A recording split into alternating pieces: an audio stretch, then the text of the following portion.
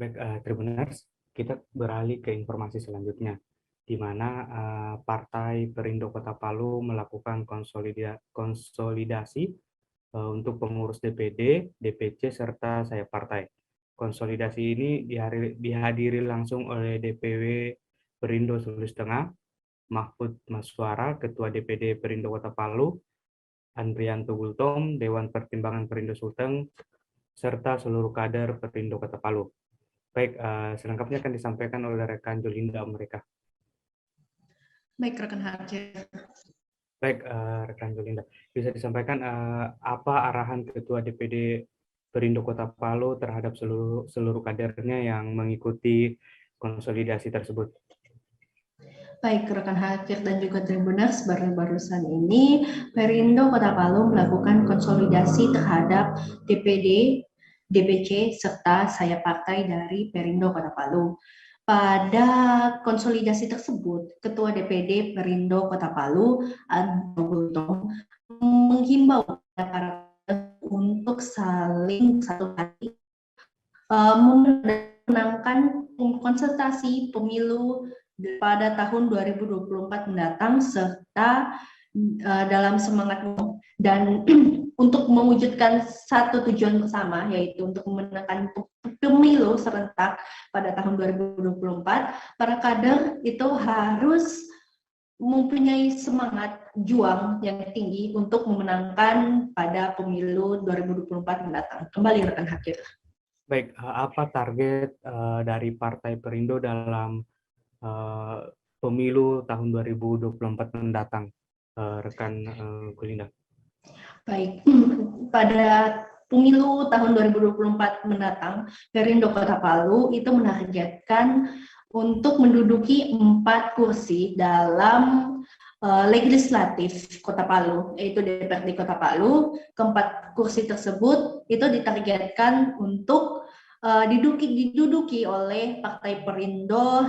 Hal ini diungkapkan oleh Andrianto Gultom untuk bertujuan untuk memudahkan Partai Perindo dalam menyalurkan aspirasi-aspirasi masyarakat dan serta merealisasikan dari pemecahan masalah sosial yang terjadi di Kota Palu. Kembali rekan Hakira. Baik, Tribuners, berikut video konsolidasi Partai Perindo Kota Palu.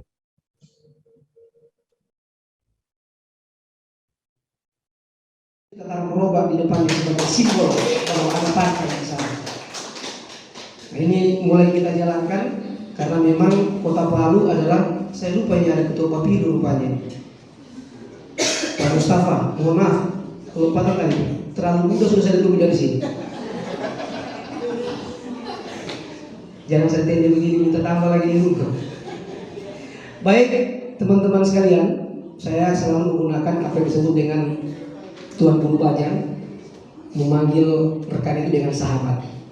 Nah, kalau di partai sebelah ada kata bro, sis, nah itu dulu Pak Yusuf. Di sebelah lagi ada kakak.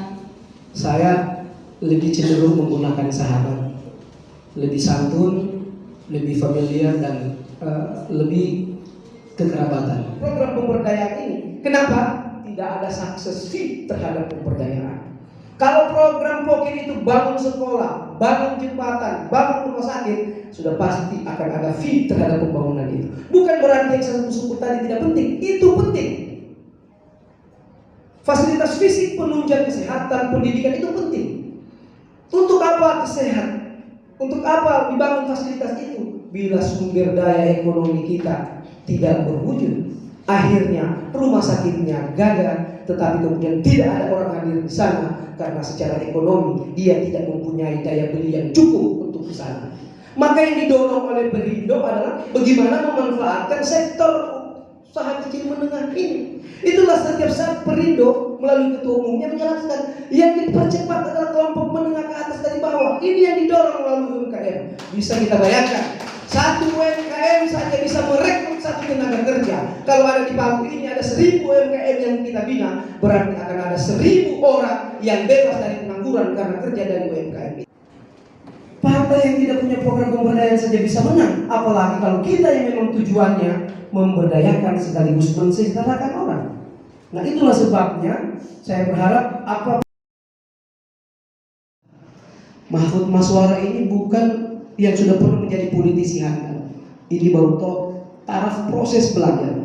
Tapi saya punya pemahaman untuk sesuatu yang besar itu, maka kita harus membuka diri, bekerja secara kolektif, kolegial, menghargai terhadap sesama, memberikan kesempatan orang untuk berbuat. Kalau dengan begitu, maka kita akan maju dan besar secara bersama-sama. Kenapa filosofi ini saya ambil? Karena saya suka main bola. Orang main bola itu biar Messi, Ronaldo jago sendiri, kalau tidak ada 10 orang temannya, tidak akan apa-apa dia di tengah lapangan. Main bola itu dibutuhkan kerjasama. Main bola itu dibutuhkan skill. Main bola itu dibutuhkan kekompakan. Berpartai juga harus seperti itu. Penyerang tugasnya bagaimana masukkan gol.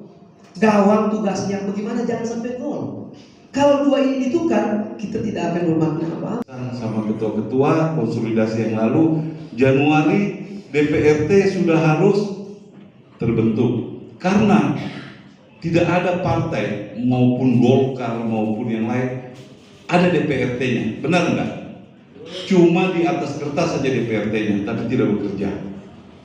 Ya, nah makanya celah itu yang harus kita ambil. Karena saya sebagai koordinator pemenangan Sulteng itu bertanggung jawab atas suara partai. Saya sudah komitmen dengan ketua umum, Perindo di Sulteng harus mencapai 300.000 suara. Tidak bisa ditawar. Ya. Nah, tentunya itu adalah tanggung jawab saya. Ya, tanggung jawab saya dari berbagai sisi, termasuk finansial. Ya, jadi itu tanggung jawab saya. Makanya saya minta ketua wilayah beserta dengan ketua-ketua DPD yang lain, tidak ada kata lain Januari harus kita mulai sudah untuk bekerja. Menjadi pengurus Dewan Pimpinan Cabang se-Kota Palu. Semoga Allah Subhanahu wa Ta'ala, Tuhan yang Maha Esa, memberikan kekuatan lahir batin serta tuntunan dan petunjuk kepada saudara-saudari dalam menjalankan tugas dan kewajiban pada Partai Perindo, bangsa dan negara, dan tetap berpedoman pada Pancasila dan Undang-Undang Dasar tahun 1945 serta anggaran dasar dan anggaran rumah tangga Partai Perindo. Sekian dan terima kasih. Palu, 27 Desember. Saudara Ketua mewakili Ketua DPC se-Kota Palu, dengan ini saya menyerahkan patakan Partai Perindo untuk bisa dikibarkan kepada masyarakat Kota Palu untuk menjadikan Partai Perindo nomor urut 16 akan menjadi pemenang pada pemilu 2024. Ya, setelah kita ditetapkan sebagai peserta pemilu, partai harus bergerak untuk menuju pemenangan.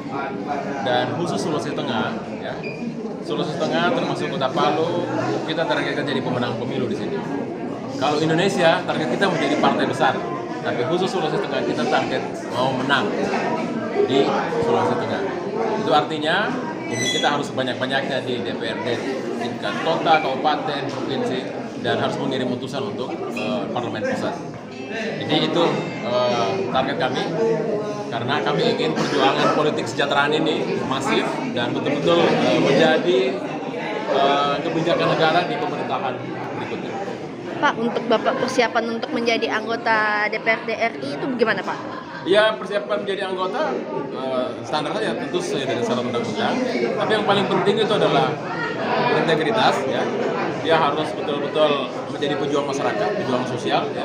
Yang berikutnya dia tentunya harus dikenal oleh masyarakat, karena gimana dipilih sebagai anggota legislatif kalau tidak dikenal. Jadi itu saja, dia punya integritas. Dia tokoh, ya, dikenal sebagai penolong pejuang masyarakat di lingkungannya, dan kita harapkan ketika dia terpilih dia betul-betul bekerja untuk rakyat.